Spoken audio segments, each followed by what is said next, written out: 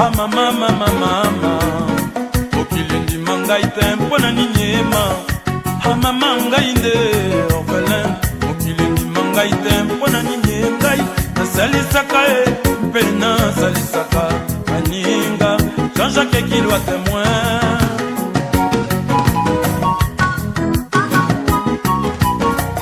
Antonio Sawana seya mokili alingi nde azwa lokola mpe baninga atana motono chance na yo chance keseni ala ye moko moto asala mokili bongo ye bakozwa na mokili ezali bokasi bwa moto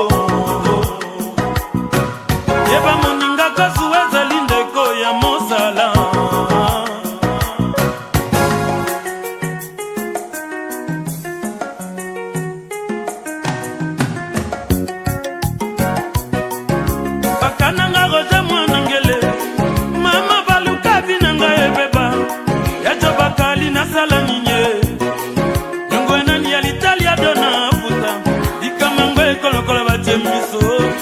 Nakenda lelo kosambela yawe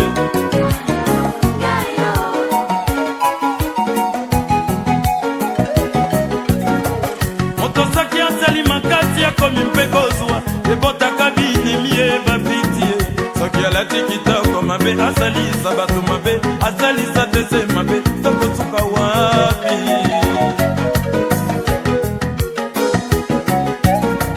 ngai basinga lokola mandala la ntango ya bisengo mpe ya mpasi nazalaka mababu akanga